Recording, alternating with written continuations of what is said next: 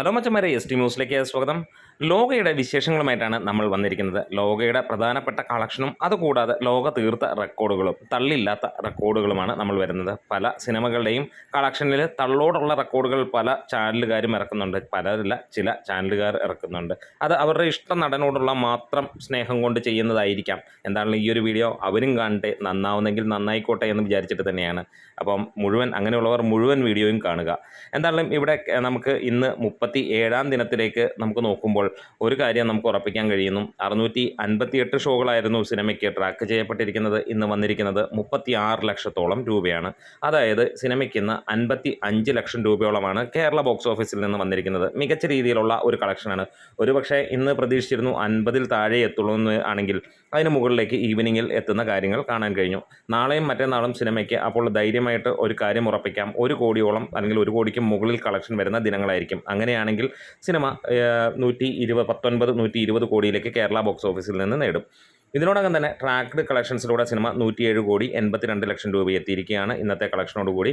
അത് ഇനിയും നാളത്തേക്ക് വരുമ്പോഴത്തേക്ക് അതിന് മുകളിലേക്ക് പോകുന്ന കാഴ്ചകൾ കാണാം. കേരള ബോക്സ് ഓഫീസിൽ നിന്ന് 117 കോടി 20 ലക്ഷം രൂപയായിരുന്നു സിനിമയുടെ 36 ദിനത്തെ കളക്ഷനായി വന്നിരിക്കുന്നത്. 37-ാം ദിനം കൊണ്ട് 117 കോടി ഏകദേശം 55 ലക്ഷം രൂപ ആ റേഞ്ചിലേക്ക് വരികയാണ്. ഇനിയും തുടരുമെന്ന സിനിമയുടെ കളക്ഷൻ വെട്ടിക്കണമെങ്കിൽ ഏകദേശം 1 കോടി 40 ലക്ഷം രൂപ 1 കോടി 30 ലക്ഷം രൂപ റേഞ്ചിലാണ് വേണ്ടത്. 4.5 കോടി കൂടിയാണ് സിനിമയ്ക്ക് 300 കോടി ക്ലബ്ബിൽ കയറാനുള്ളത്. ഇതെല്ലാമാണ് സിനിമയുടെ ഇപ്പോഴത്തെ വിശേഷങ്ങൾ. ഇനി നമുക്ക് സിനിമ തീർത്തിരിക്കുന്ന ആ ഒരു റെക്കോർഡുകൾ, എല്ലാവർക്കും അറിയാവുന്ന റെക്കോർഡുകളാണെങ്കിൽ പോലും അതിനൊന്ന് അക്കമിട്ട് നമ്മൾ പറയുന്നു എന്ന് മാത്രം.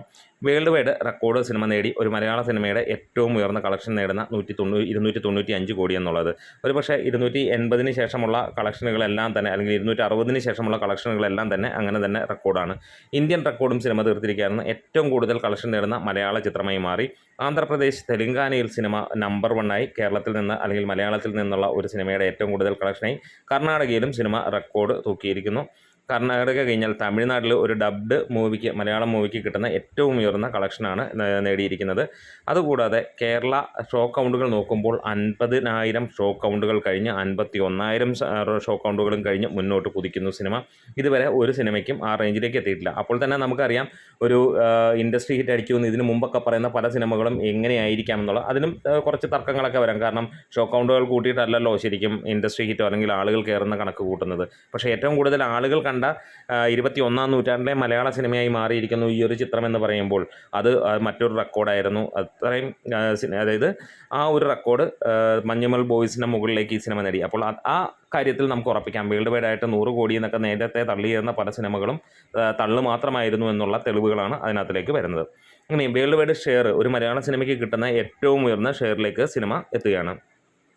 ആദ്യമായി മലയാളത്തിൽ നിന്ന് 285 കോടി നേടുന്ന ഒരു സിനിമയായി മാറുകയാണ്. തള്ളിയും തള്ളല്ലാതെയും ഒക്കെ ആയിട്ടുള്ളതിൽ ഏറ്റവും കൂടുതൽ നേടുന്ന ചിത്രമായി മാറുകയാണ്. അതുപോലെ തന്നെ 250 കോടി ബഡ്ജറ്റിൽ വന്ന് 255 കോടി നേടി സൂപ്പർ ഹിറ്റ് അടിച്ച സിനിമയുമല്ല ഇത്. 30 കോടി ബഡ്ജറ്റിൽ വന്ന് 300 കോടിയിലേക്ക് എത്തുന്ന ചിത്രവുമാണ്.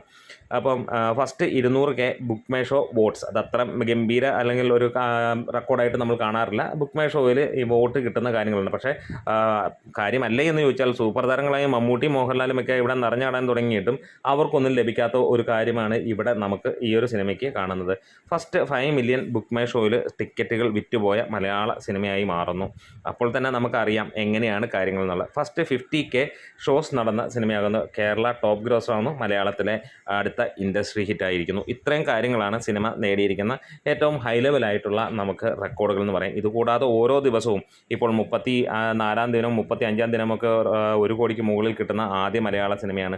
ഒരു മലയാള സിനിമയ്ക്ക് 30 ദിവസം കഴിഞ്ഞിട്ടൊന്നും 1 കോടി കിട്ടിയതായിട്ട് കാണില്ല. പല ട്രാക്കേഴ്സ് എഴുതി ചേർത്താൽ പോലും അങ്ങനെയൊന്നും എത്തുന്നുമില്ല. എന്തായാലും ലോക തകർത്തടിച്ച് ആടിക്കൊണ്ടിരിക്കുകയാണ്. അപ്പോൾ നമ്മുടെ വീഡിയോസ് ഇഷ്ടമായെങ്കിൽ ഒന്ന് സപ്പോർട്ട് ചെയ്ത് തരണം. നമ്മുടെ വീഡിയോസ് ഷെയറും ലൈക്കും ഒക്കെ ഒന്ന് ചെയ്യുക. Thank you bros.